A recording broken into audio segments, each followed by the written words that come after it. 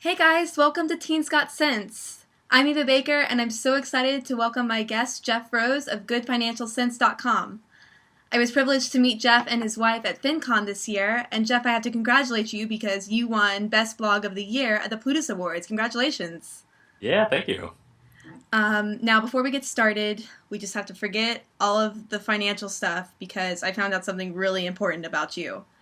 I know that you are a very successful financial planner and business owner, retired military, but absolutely none of that matters because you were an extra on Buffy the Vampire Slayer, which is possibly one of the best TV series of all times. So please, I, I need details.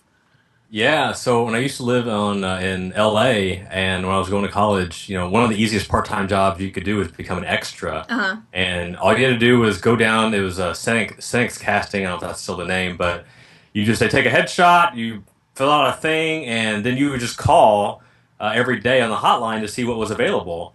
And I was, I think, 19, 20 at the time, and I always had the part of 18 to look younger. That's what they were always looking for.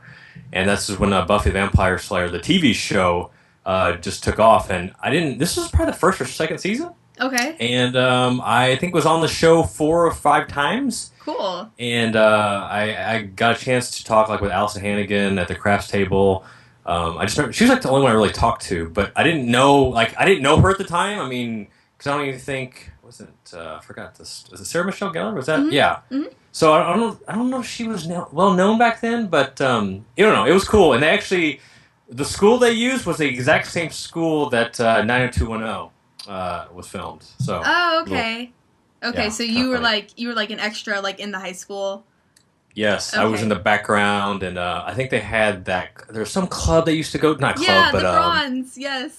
yes. So like we were there for a few shots, and other times we were on location. I was on the Sunnyvale, I think, whatever. I was on the basketball team. I had to wear like a basketball jersey and like play like a fake game for one of the scenes. So Okay. it was a good time. That's so cool. My mom and I we just finished watching that series on Netflix, and I'm such a geek about it now.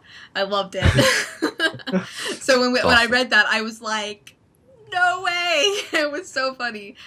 Okay, my first question I have for you is at the end of October, you wrote a really good post about setting goals and how it has affected your revenue, and I was just hoping you could share a little bit more about goals and how they work and how that's worked for Yeah, you. yeah. I so the one thing about goals is that I've actually wrote two other goal posts like over the blog. I think one 3 years ago, one 2 years ago, and I felt all good because okay, I'm gonna write these goals, I'm gonna put them out there.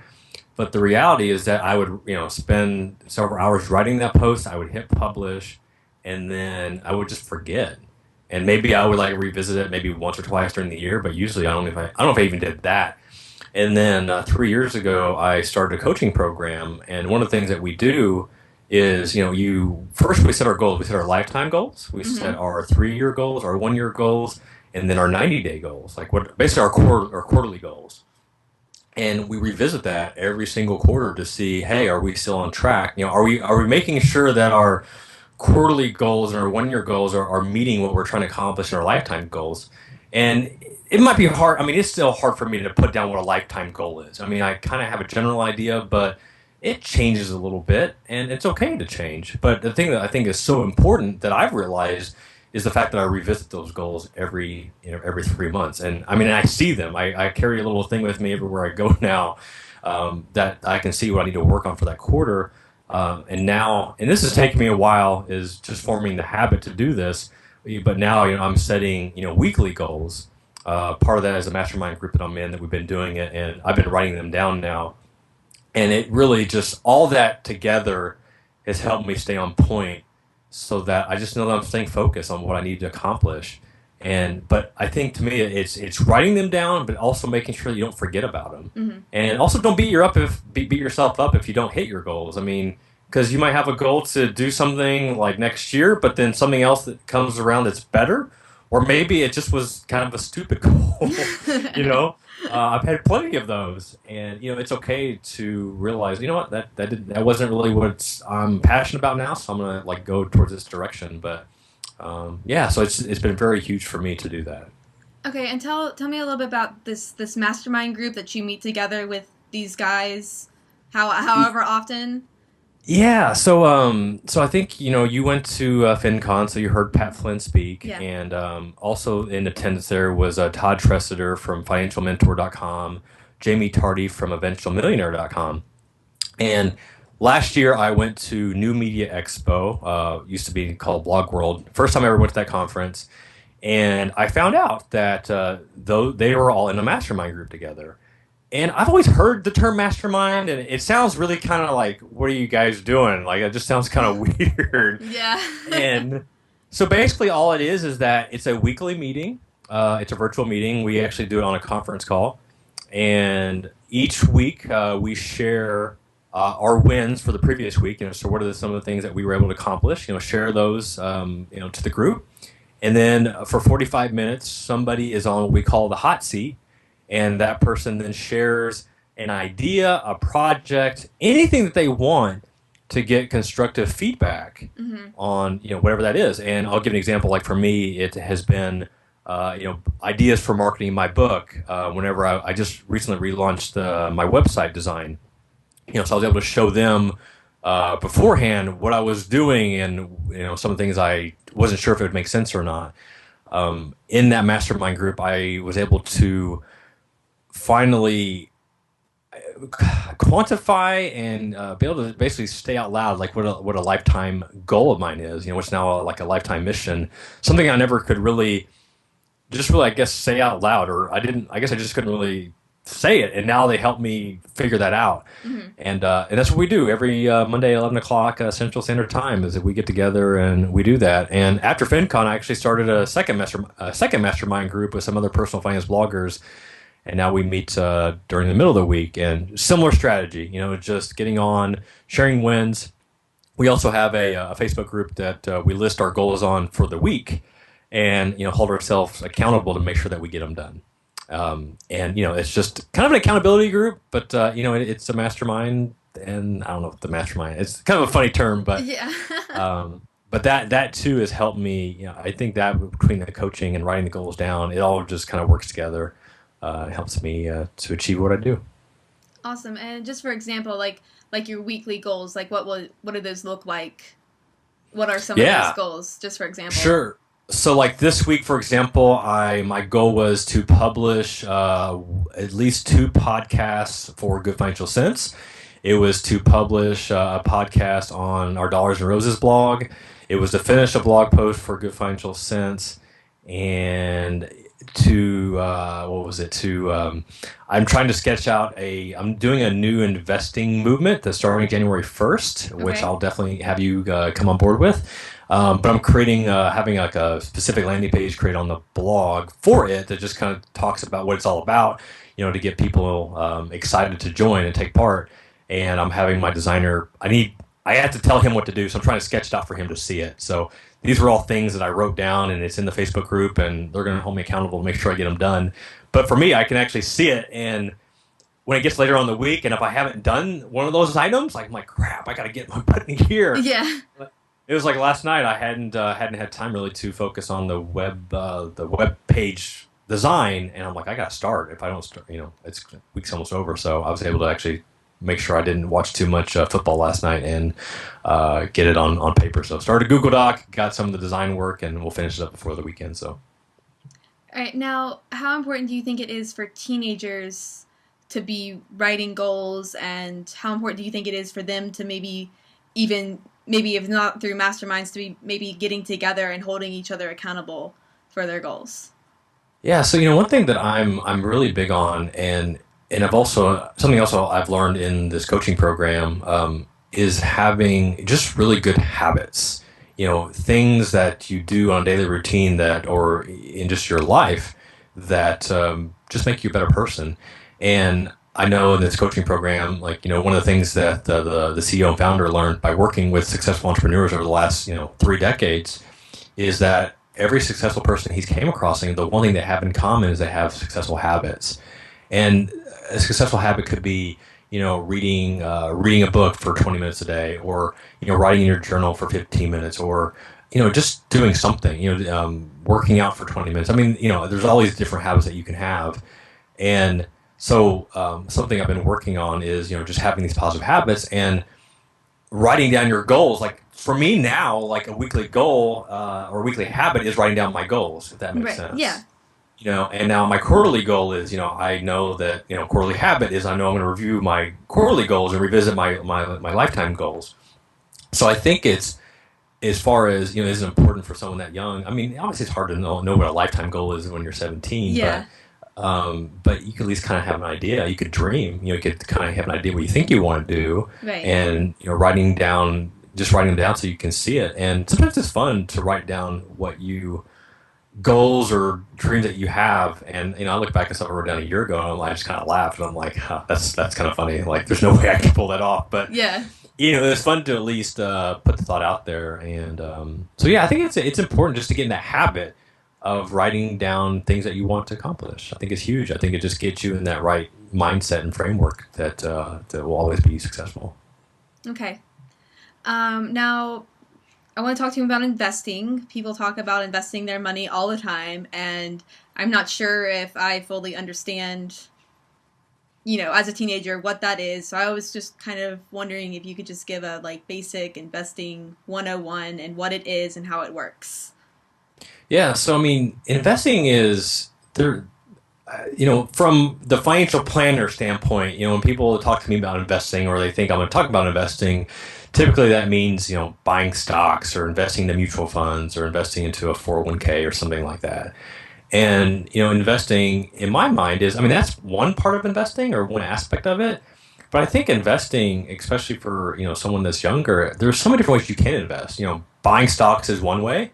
Another way is investing in yourself by, taking the time to read good books, investing time into, finding good, like, I think reading is so huge. And I didn't do it much when I was younger. It's something I do now. Like I read probably at least 1 to 2 books a month. And I'm always reading books and investing the time and I guess the money because I'm investing. I do the Audible, the audio books. I love it.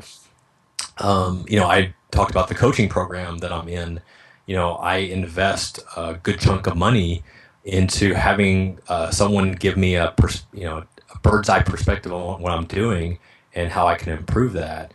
But to me, investing, what that means is investing into something that's going to give you an opportunity down the road. That's going to give you, whether that be increase your wealth, increase your abilities, because you also invest into getting a college degree, investing into getting a trade certification, or like I invested into becoming a certified financial planner, just a designation that I didn't have to have, but I knew that if I had it, it would set me apart from all the other financial planners out there. And that was an investment of time and also money to do it. But I knew that it was something that would advance my career, and it has. So I think, investing doesn't have to be, going out and buying stocks. I think that's a good way. Something I'm trying to do with my kids is like have them buy stocks or buy stocks for them so they at least have something to track. Like just buying like some Facebook shares just so they can see the value and just hopefully get a decent understanding. I mean, or at least a brief introduction to the stock market and how that works. But the other thing investing could also, something I forgot to mention, is it could be also a business. And I know, like, one example, I was just listening to something on the way in the car today, and it was talking about this, forgot the guy's name, some 24-year-old that he's been on YouTube since he was 16. He's a musician, and I think he just had a single come out, and he was like #1 in front of Justin Timberlake. Oh, wow. And yeah, Alex Day or something? I don't know. Sorry, I'm old. I probably should know this, but I can't remember the guy's name. But what's very intriguing is that, so you're talking about investing, right? Yeah. So he hasn't invested in the stock market or invested into a business, kind of, but he maybe invested into a guitar. He invested into a camera, into sound equipment that was able to put his stuff on YouTube. So you could easily invest into those type of things that could eventually be a business. So I think there's many different ways to invest, but to me, investing into something gives you opportunity, just gives you more possibilities of down the road, and that's what I think investing is. Right. Okay. So you don't think that it's necessarily important for, especially a teen, like a younger teen or a teen in their 16 or 17s to try to be investing in any kind of like stock or anything super serious like that? I would like it. I mean, is it super important? Maybe not. But then, I've ran into younger people that have started investing, and I don't know if it was because of them or their parents, but at least gives you a decent understanding of how it works. Because what I see is, especially, and this is even for 20 and 30-year-olds, most of them don't invest. And Mm-hmm. the reason they don't is because they don't get it. Because it's just overwhelming to them. There's a learning curve of getting in.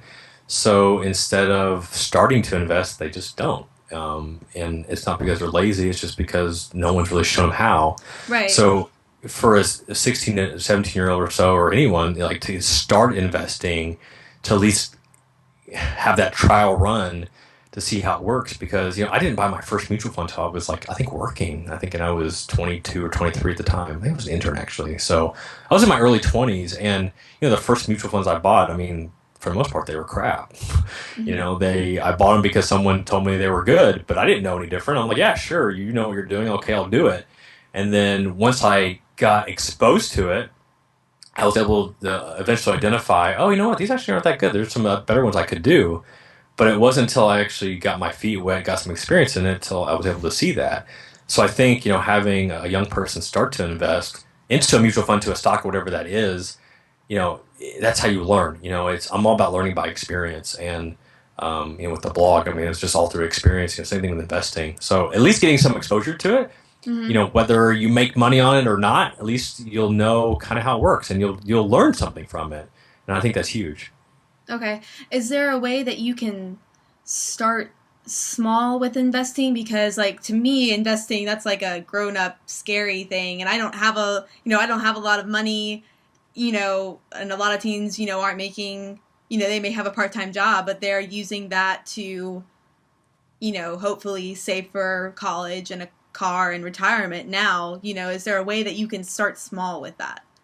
Yeah, and I think that's probably one of the biggest misconceptions when it comes to investing, is that a lot of people, they think, oh, you got to have, several $1,000s before you can even start. Right. And I'll say that's probably was a misconception I had until I became a financial advisor, and then found out that, just by investing into a mutual fund, you could start off as little as $25 a month, which I know could be a lot for a 17-year-old. I mean, especially if depends how much you're working.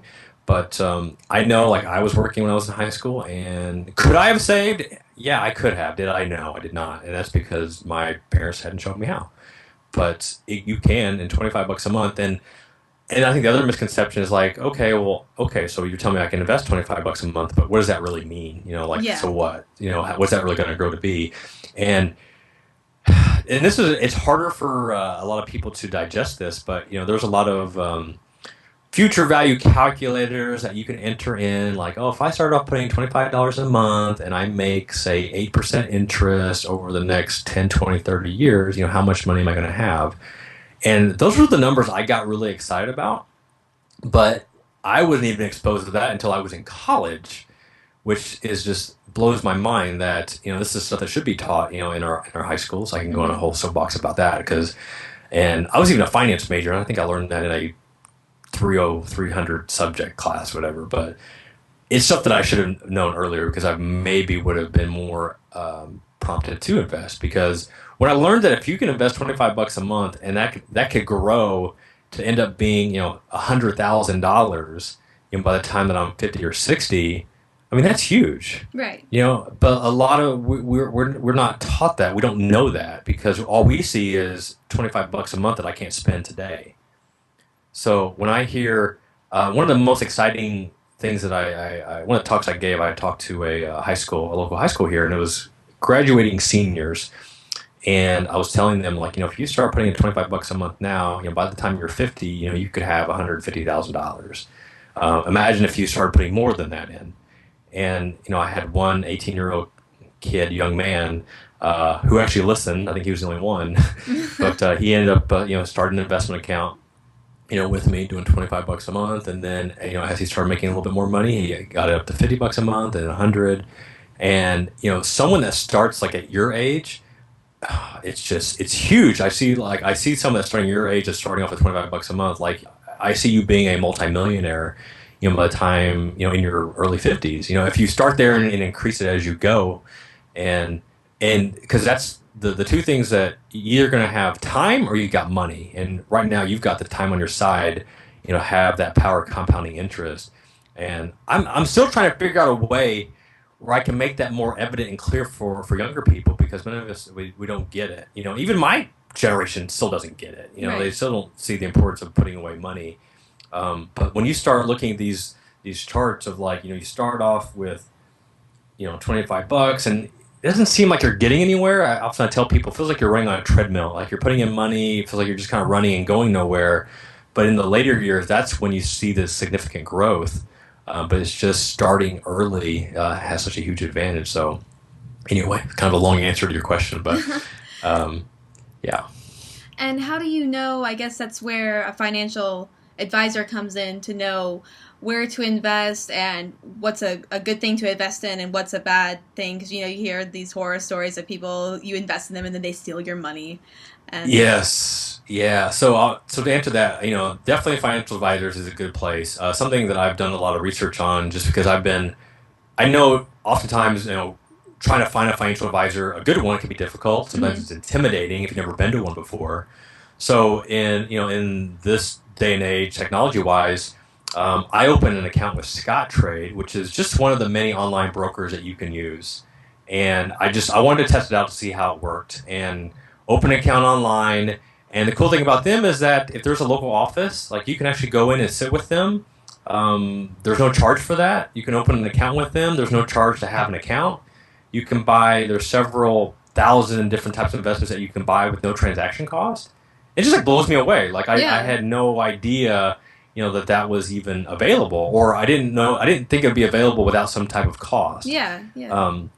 And that's, I'm sure others are like that. Scottrade's from St. Louis is like 90 minutes from me. That's why I chose them. But I'm sure TD Ameritrade, E-Trade, Share Builder, there's several that will help you out. Another one I really like is Betterment. And I don't know if you got a chance to talk to them at the Financial Blogger Conference, but they basically, you open an account and you give them a life goal. Like, is it to buy a car, to save for retirement, vacation, my first house, college tuition, whatever. You just kind of tell them what a goal is, and then they'll help you choose the investments where they'll do it for you. And you just open the account, and I think they do charge, but it's like $35 a year. Oh, wow. That's like...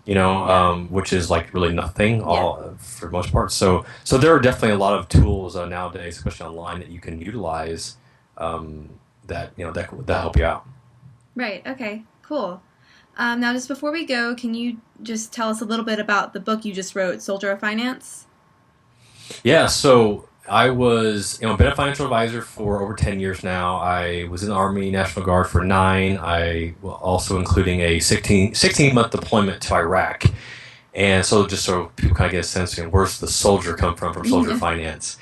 But, one thing with the book, first thing with the book, you don't have to be in the military to get anything out of the book. That's a common question I get.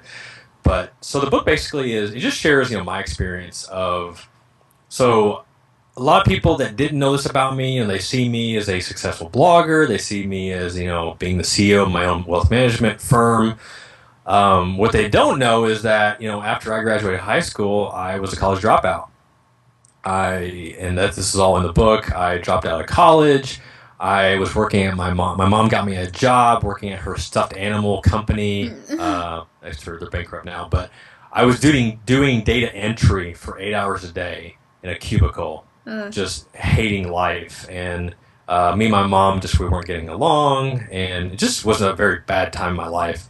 And some of my friends had joined the National Guard and told me about it, and I just I knew I needed something in my life, basically a kick in the butt. So I joined the National Guard, and that was a lifesaver for me. Helped get my life on track. But even after that, I still had a lot of financial stuff, some bad financial habits I inherited from my parents, and had student loan debt, credit card debt. But I was able to identify that, and made the conscious choice of I don't want this. I don't want to struggle with money. I don't want to have be in debt and just have all that. So I just worked hard to get out of debt, and just got my life back on track. And that's basically the underlying message behind the book, is that for anybody that has either maybe made financial mistakes, or maybe they're late to the game and getting started saving financially, or even if you're a beginner, you can get something out of this book. And I just I walk you through that process of identifying what are your goals, what are you trying to achieve, talk about some of the goals setting strategies that we talked about earlier, and then just show you the basics of getting your financial house in order. And I tie in some of the military experiences I had with that. And yeah, so that's what it's about. All right, thank you so much for your time today. I really appreciate you taking the time to sit down and talk with me. Yeah, no, it was fun. I appreciate it. All right,